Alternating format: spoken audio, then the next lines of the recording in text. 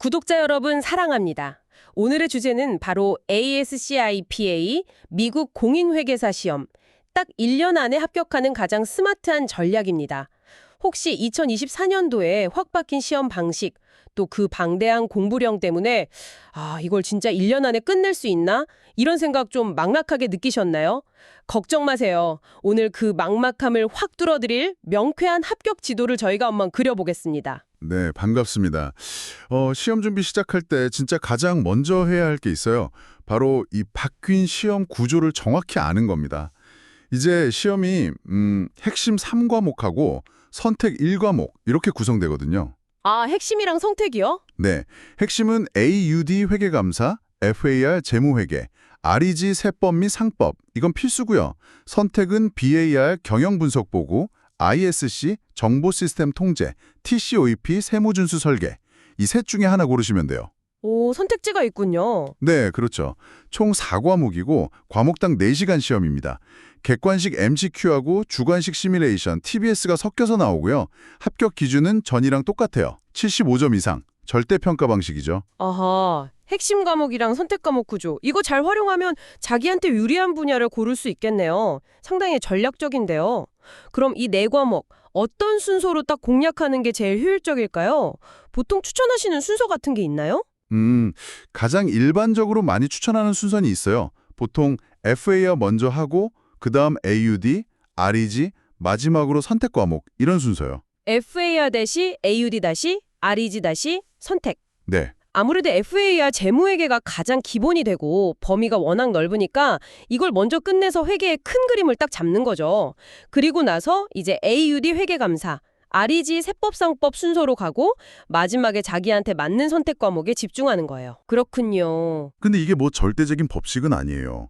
예를 들어서 회계 전공이 아니시거나 배경 지식이 좀 부족하다 이러면요. 차라리 암기할 게 많은 REG나 아니면 개념 위주인 AUD를 먼저 시작해서 좀 자신감을 얻는 것도 괜찮은 방법이에요. 그런 방법도 있군요. 네. 중요한 건 자기 배경에 맞춰서 좀 전략적으로 순서를 짜는 거죠. 너무 정해진 틀에 얽매일 필요는 없어요. 그렇군요. 단순히 남들 하는 대로 따라가는 게 아니라 내 상황에 맞는 맞춤 전략, 이게 진짜 중요하단 말씀이시네요. 그럼 과목별로 공부 방법도 당연히 달라야 할 텐데요. 예를 들어 아까 말씀하신 엄청 방대하다는 FAR랑 또 감사 절차를 다루는 AUD는 접근법이 완전히 다를 것 같은데요. 정확해요. 완전히 다르죠. FAR은 워낙 범위가 넓으니까 내용을 좀 체계적으로 분류하고 정리하는 게 중요하고요. 또 꾸준히 분계 연습하는 거, 이게 필수예요. 분계 연습? 네네. 반면에 REG는 미국 세법이랑 상법 규정을 정확하게 암기하고 또 이해하는 게 핵심이고요. AUD는 감사 이론이랑 실제 사례 중심으로 전체 감사 프로세스를 이해하고 그 논리적인 판단력을 기르는데 좀 더 초점을 맞춰야 합니다. 단순히 지식을 막 나열하는 게 아니네요. 네, 아니죠. 각 과목 특성에 딱 맞는 학습 전략이 필요한 거예요. 듣고 보니까 정말 단순히 내용을 막 머릿속에 집어넣는 것만으로는 안 되겠어요. 실제 시험장에서 문제를 풀려면 그 이상의 뭔가가 필요할 것 같습니다. 맞습니다. 바로 그 지점인데요. 여기서 이제 블룸의 교육 목표 분류, 영어로는 블룸스 텍소노미라고 하죠. 이 개념을 좀 적용해 볼 필요가 있어요. 블룸 텍소노미요? 좀 더 설명해 주실 수 있나요? 네. 그러니까 단순히 용어를 외우는 이해 단계를 넘어서요. 배운 개념을 실제 문제풀이에 적용하고 또 여러 개념을 연결해서 복잡한 문제를 분석하고 더 나아가서는 어떤 특정 사례에 대해서 최선의 판단을 내리는 평가 단계까지 이렇게 나아가야 한다는 거죠. 이해, 적용, 분석, 평가. 단계별로 깊어지는 거군요. 그렇죠. 예를 들어 재무회계 FAR에서 리스 회계 기준을 배웠다고 쳐요.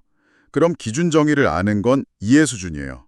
이걸로 간단한 리스 계산 문제를 풀면 적용, 다양한 리스 시나리오를 비교 분석하면 분석, 그리고 아주 복잡한 케이스를 보고 이 회사 회계 처리가 과연 적절했나 이걸 비판적으로 검토하는 게 평가 단계인 거죠. 아하. 이런 식으로 좀 심층적인 학습을 해야 진짜 문제 해결 능력이 길러지고 그게 결국 합격으로 이어지는 거거든요. 와, 정말 중요한 포인트네요. 단순 암기가 아니라 개념을 깊이 있게 이해하고 적용, 분석, 평가하는 능력까지. 아, 쉽지 않겠는데요. 자, 그럼 이걸 정말 1년 안에 해내려면 구체적인 로드맵이 필요할 것 같습니다. 특히 시험 막판에는 어떻게 딱 집중해야 할까요? 하루 평균 한 4시간에서 8시간 정도 꾸준히 공부한다고 가정해보면요. 과목당 대략 3개월 정도씩 배분해서 집중 학습하고 그 과목 시험에 바로 응시하는 거죠. 그러면 딱 12개월 로드맵이 그려져요. 물론 이건 평균적인 거고 개인 학습 속도에 따라서 조절은 해야겠죠. 네네, 3개월씩 4과목. 정말 중요해요. 시험 한 달 전부터는 본인이 직접 만든 요약 노트나 오답 노트 있잖아요. 그걸로 전 범위를 빠르게 다시 훑으면서 압축 정리를 해야 하고요. 마지막 1, 2주. 이때는 정말 실제 시험처럼 시간 재면서 모의고사, 프랙티스 익잼이라고 하죠. 그걸 풀면서 시간 배분 연습하고 약점 보완에 모든 에너지를 쏟아야 합니다. 실전처럼요? 네. 그리고 AICPA 협회에서 주는 공식 샘플 테스트가 있어요. 그걸로 실제 시험 화면이랑 문제 유형에 익숙해지는 것도 절대 잊으시면 안 됩니다. 이것도 중요해요. 네, 오늘 AICPA 1년 합격 전략에 대해서 정말 알차게 파헤쳐봤습니다. 들어보니까 단순히 시간을 많이 쏟는 게 능사가 아니고 변경된 시험 구조를 정확히 이해하고 또 나에게 맞는 학습 순서랑 과목별 접근법 그리고 아까 말씀하신 블룸 텍소노미 같은 그런 심층적인 학습 단계를 적용하고 마지막까지 계획적으로 집중하는 스마트한 공부. 이게 핵심이란 생각이 딱 드네요. 네, 맞습니다.